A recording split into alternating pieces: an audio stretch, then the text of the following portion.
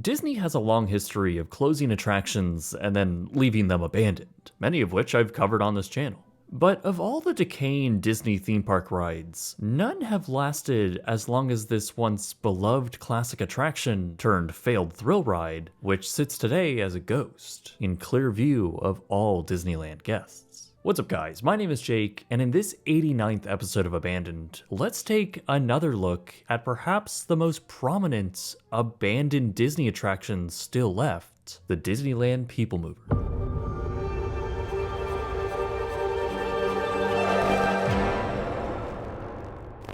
It was 1964, and to celebrate the launch of the brand new Ford model, the Mustang, the Disney Company, on behalf of Ford, came up with a massive pavilion for the New York World's Fair. The main attraction of this pavilion was the Ford Magic Skyway, a slow-moving dark ride of sorts that would take guests through time, all while sitting in actual Ford vehicles being propelled by motorized small tires along a track.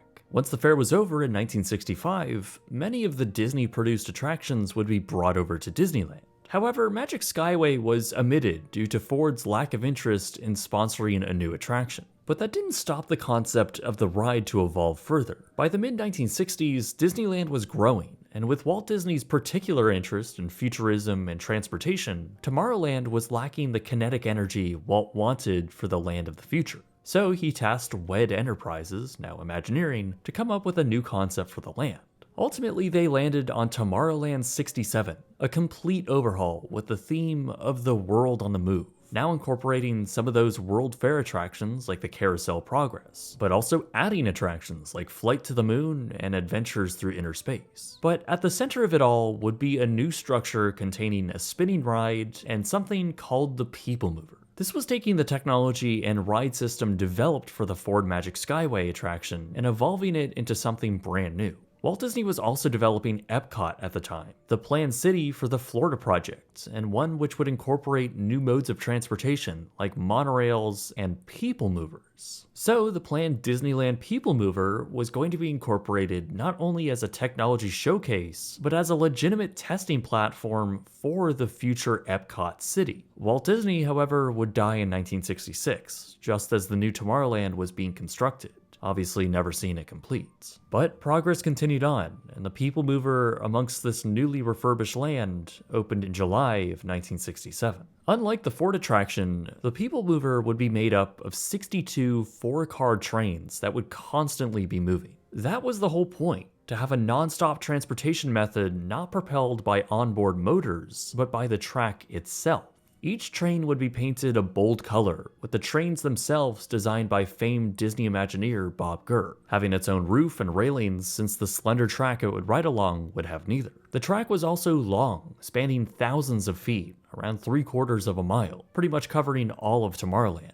Riders would board trains via a moving walkway and silently travel above various show buildings, weave around the Disneyland monorail and Autopia, for a time view the Progress City model, and in 1977, it would be expanded to travel through the newly opened Space Mountain. The total ride length was around 16 minutes, and it quickly became a favorite for many, especially for those who wanted a more relaxing and scenic experience. And this is how the attraction would remain for the next decades to come. Tomorrowland, of course, would see some changes, but the core experience of the Peoplemover was always going to stay the same, even if the scenery guests would see along the way evolved. The ride would also get a sibling on the opposite coast, with the opening of Walt Disney World's Magic Kingdom in Florida. Their Wedway Peoplemover system would open in 1975, one which had a new train design, a covered track, and a linear induction propulsion system, far more advanced than the Goodyear tires pushing along Disneyland.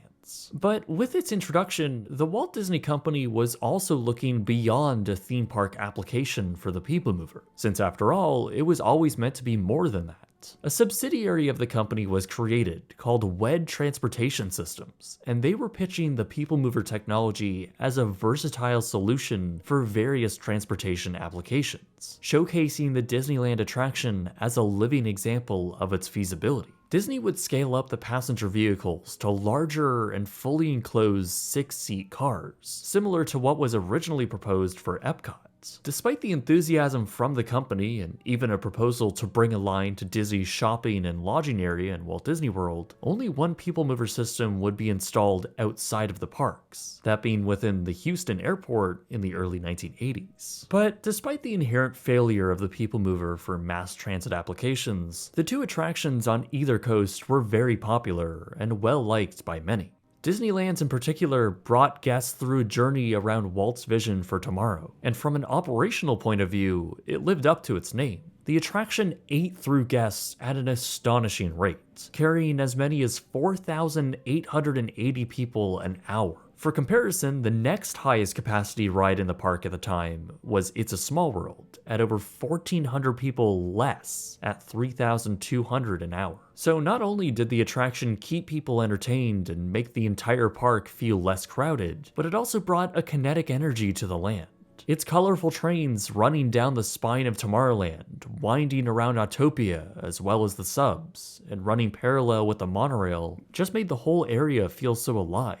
Really, the only changes to come to the attraction would be in the late 1980s, with a new paint scheme as well as a projection tunnel with scenes from the new movie Tron, an aspect that turned out to be very popular. In fact, it was such a draw to guests that it was even advertised on the People Mover sign. By the early 90s, however, a big shift was coming for the Anaheim-based park. Disney was exploring a very serious proposal to build a second gate in the form of Westcott, a proposal that would in fact incorporate its own people mover system into it. A complete overhaul of Disneyland's Tomorrowland section was also on the table, and well into development. This concept was known as Tomorrowland 2055. And while not a ton of information exists on specifically the People Mover, the tracks do exist in these concepts. Ultimately, the project would be scrapped along with Westcott as a whole by the mid-90s. But the concept of a new Tomorrowland would continue to evolve in a new form. While this was all happening in the background, the People Mover would, without any long-term warning and with little fanfare, close on August 21st, 1995. The attraction born from Walt's idealistic view of the future had closed after operating for a little over 21 years. Imagineers would later claim that the docile attraction was fallen out of favor with guests, had become a bit boring, and outlived its time. The People Mover trains were removed and the track sat idle with their internals ripped out and trees overtaking parts of it. It would sit this way for around a year. But Disney would announce their intentions for the ride and the whole area a year later in 1996. A land-wide renovation would now transform the now outdated Tomorrowland, which really hadn't been updated since the 1960s, into this, the new Tomorrowland. One that's less about future technology and more about the concepts of decades past on what the future may look like. So Disney would pull the trigger on this new concept, and over the course of 3 years, they would invest over $100 million to bring this new land to life. In May of 1998, this new renovation was complete, and it was a major shift for the land. It took inspiration from science fiction like Jules Verne, as well as elements from Disneyland Paris's Discoveryland. Bronze and warm tones would replace the white 60s architecture, creating an entirely new atmosphere. Now, aside from all of the new scenery and some new updates to existing shows and attractions, Disney also opened to the public what their replacement was for the shuttered People Mover. In fact, this new ride would be an e-ticket marquee attraction for the entire new land, and they called it the Rocket Rod. Basically what they did was they took the existing track, designed a new propulsion system, new ride vehicles, and made it a thrill ride. Rocket Rods was now the fastest attraction in Tomorrowland, accelerating guests up to 35 miles per hour along the existing People Mover track, turning the 160-minute ride into a 3-minute one. The fastest section would be the initial straightaway, reaching those speeds in a matter of seconds, and when the attraction first opened, even launching the ride vehicle upwards to mimic a wheelie. However, despite those high speeds on the straight sections, because the track wasn't banked at all, since again this was unchanged from the People Mover, the vehicles would have to significantly slow down. So there would be intense sections of acceleration and then equally intense braking following it, all to allow a safe turn at the same flat grade. Now, originally the attraction was going to have General Motors as a sponsor, and the track was going to be modified to create banked curves to allow a much more seamless ride experience. However, GM would later drop out, forcing Imagineers to compromise on the attraction and work within a much smaller budget. But regardless of all of these faults, Rocket Rods was being heavily promoted and was figuratively and literally the centerpiece of this new Tomorrowland development. Disney aired flashy commercials and sent famous racing driver Mario Andretti around it on a media event. But despite the jankiness of the attraction itself, many did really enjoy it, saying it was a fun and thrilling time. The queue was also pretty neat, utilizing the old Circle Vision Theater, projecting a film of the history of transportation, as well as an opportunity to see old Disneyland ride vehicles on display, including a few cars from the Peoplemover. While this was all well and good, Rocket Rods had some glaring issues starting from day one. I think it's obvious to many that taking an existing freestanding structure like the Peoplemover track that was purpose-built for slow-moving trains, then repurposing it with little modifications and flinging heavy vehicles around it at much higher speeds, well yeah, that's a recipe for disaster. Because the ride vehicles and their propulsion components in the track had to accelerate and deaccelerate so quickly, along with just the sheer weight of these vehicles, the track was prone to a lot of vibration. You can see it here with the light pole along this final straightaway. These vibrations often caused components to fail, and if the ride's computer system sensed anything, even minutely wrong, the entire attraction would have to be shut down and reset. This resulted in Rocket Rods having a lot of downtime, often shutting down at least once a day. Massive lines would begin to form here too, a result of drastically reducing the attraction's overall capacity. Remember, the Peoplemover could carry around 4,900 guests an hour. Rocket Rods, however, had ride vehicles that could only fit 5 people, causing the hourly capacity to drop significantly. Because of this and the constant reliability issues, it wouldn't be uncommon to see Rocket Rods with a 2 or 3 hour waits. For such a janky quote-unquote thrill ride, many didn't see it as worth the wait. The vehicles were also prone to wearing issues, as the onboard tires would need to be replaced quite often. This was all while it was experiencing software issues, axle problems, and burnt out motors, all of which plagued the operational reliability of this brand new ride. Disney would ultimately close the attraction just 45 days after it opened, critically in the beginning of the popular summer season. In fact, many nearby hotels reported lower guest attendance due to the shuttering of this popular attraction. Disney claimed that the closure was to address the ongoing maintenance issues, and that guests should expect it to be down for around 5 weeks. Rocket Rods would ultimately stay closed for well over 14 weeks, finally reopening on October 16th, 1998. But still, the attraction was prone to constant downtime and very long lines. It would continue to operate through 1999. However, by August of 2000, a Disneyland spokesperson told the LA Times that Rocket Rods would close for, quote, routine maintenance. They would later clarify in September, when it actually closed, that April 2001 would be their target opening date, a shocking 7 months from then. Rumors amongst employees began to spread that Rocket Rods might not even come back at all, or that it might be shipped to Orlando and installed on a purpose-built track there. But there's no way the company would just scrap the entire ride. Right? A sign out front of the attraction stated that Rocket Rods would be returning in spring of 2001. However, come April, that sign was removed, and Disney finally made their announcement, stating that Rocket Rods would close permanently. In a rare moment of honesty and candidness, Disneyland's president admitted to the LA Times during this announcement that the decision to use the existing Peoplemover tracks was indeed a budget-conscious one, and that the attraction was never able to perform to Disney's show standards on the existing unbanked track. After spending a reported $20 million to construct this marquee attraction in the new Tomorrowland, Rocket Rods would only stay open for around 755 days, or around 25 months of operation, though many of those days would see significant downtime.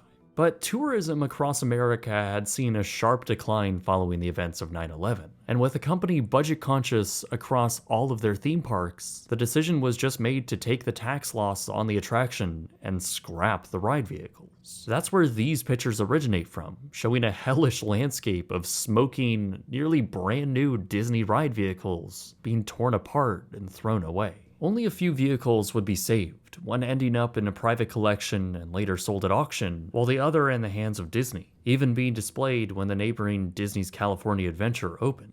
But really, that was it. While the former queue was gutted and eventually replaced with a full shooter attraction, Buzz Lightyear's Astro Blasters, the track and loading area would remain almost exactly as it was. By 2004, the winding section over Autopia and through the nearby trees was now clearly unmaintained, and with foliage growing over it. Leaves were now collecting on it, and the track itself was rusting away. And that's basically how it would remain through the 2000s.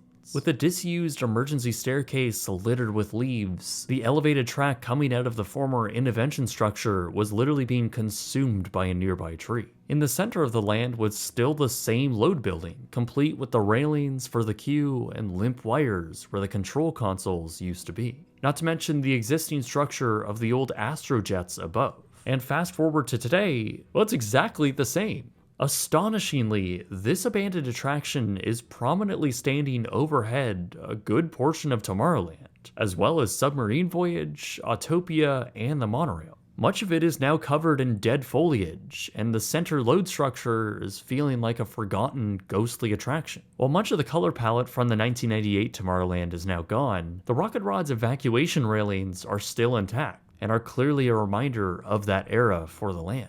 Now, these bones of the former attraction are still being used to some capacity, periodically used as a performance platform, while other areas have technical and decorative installations on it. But if you're doing the math in your head, yeah, this abandoned attraction has been sitting here relatively untouched for over 23 years. So the bones of the People Mover have been sitting here longer than the original ride even existed. That's an incredibly long time without any acknowledgement from Disney on what will be done with this attraction. A Tomorrowland renovation concept from 2008 did surface online, with concept calling for a transformation of the entire land, appearing to return the rocket jets back to the top of the People Mover load structure, this time in the form of jetpacks, while removing the rocket rod tracks and replacing it with what was called the rocket bikes, a concept that appears to show a thrill ride with a train of single-seat bikes blasting through the land.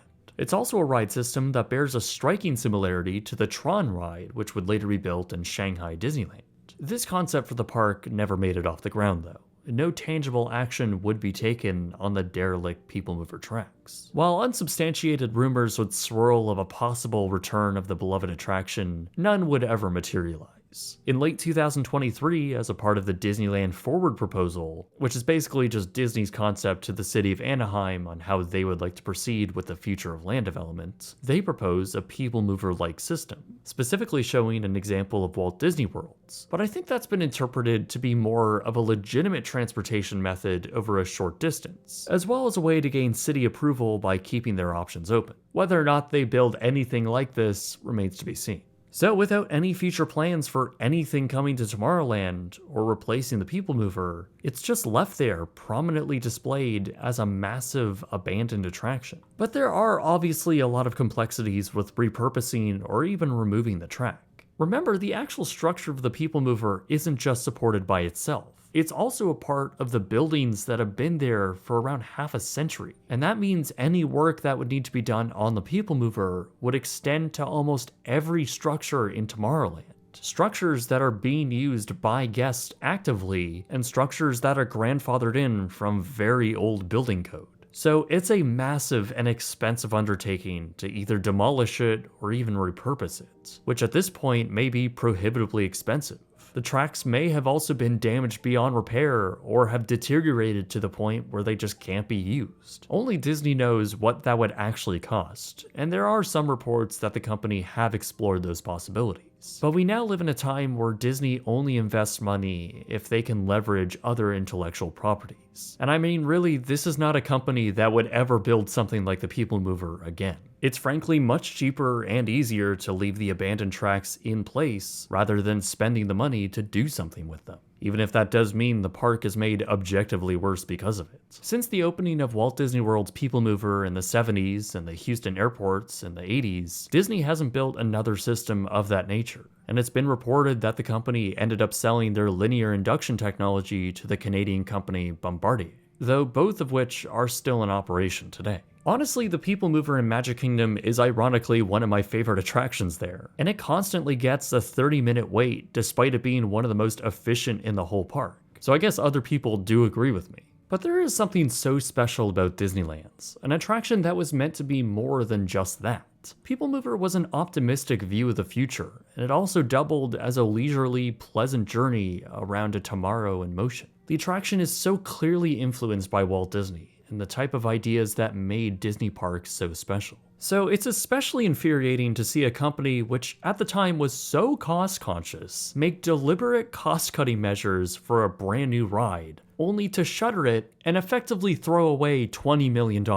Disney Parks chairman at the time, Paul Pressler, who was often cited for these intense cost-cutting measures, simply said, quote, "Sometimes we fail. That's show business." But at the same time, they shuttered a beloved classic attraction, one which is important to the park's overall efficiency. Now all that's left is a glaringly obvious sign of their failure, and a reminder of what once was. Really, all of Tomorrowland is in a pretty bad state, in desperate need of a refurbishment. But until that day comes and Disney figures out what to do with it, and who knows when that will be, the Disneyland Peoplemover and the Rocket Rods will remain as one of the most prominent abandoned attractions in any theme park.